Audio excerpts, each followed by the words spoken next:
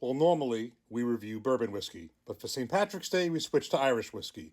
And today I am going to review a new bottle that's been out, I think, about a year, but I've never tried, never purchased. We're going to review Jameson Triple Triple. Now, I've certainly had the original Jameson, and I've had the Jameson Black Barrel, which I actually like.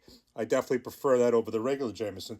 But I've never had this. I think this came out a year ago. I could be wrong. Maybe it was 2 years.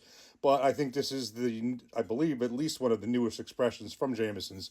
So Irish whiskey is always triple distilled, but this is also triple cast. I believe it's a combination of Irish whiskeys that are aged in bourbon casks.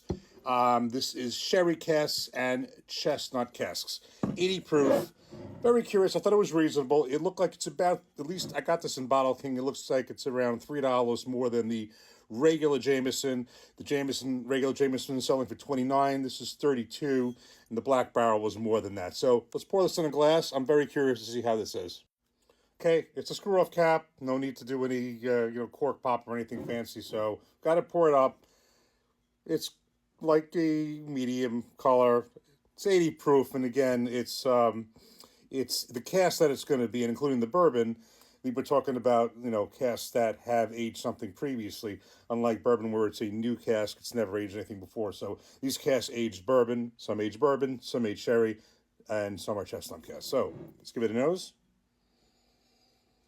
There is a certain type of smell I get from Irish whiskey, but this is getting some light aromas. It's very pleasant. Let's get into the taste. Cheers.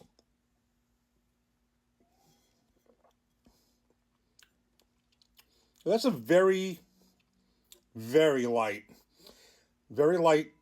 taste profile. Now, of course, I'm having this straight. I haven't had anything else to drink before this. But if you're a bourbon drinker, certainly a bourbon drinker at higher proofs, you're going to notice certainly a drop in terms of the lightness of the profile. So let's put that aside because there are a lot of certainly Irish whiskeys and scotches that are at 80 proof. That being the case, I am getting some familiar notes you would get to a bourbon, probably coming off the portion that's aged in bourbon casks. As far as the sherry, maybe noting that I'm not quite sure what the chestnut cask is. I wouldn't really even know what that what that would taste like.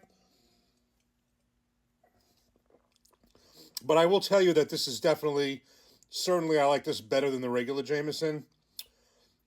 I'm not sure I like this to the same level as the Black Barrel, but I think this is a good pour. It's pleasant, reasonably priced. I think it's very good, certainly for the price.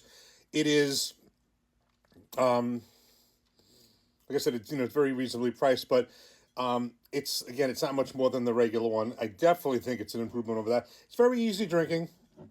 I think for the money, it might be worth a shot. As in the regular Jameson, the Black, well, these are all 80 proof expressions. Honestly, I was going to pick up the Redbreast 12-year, but honestly, I'm not much of an Irish whiskey drinker. I probably would not drink it as much as bourbon. Not that it's not good. It's light for me. So I figured rather than spending the $65 on Redbreast that it may sit around a while, I'd rather just spend the $32 for this.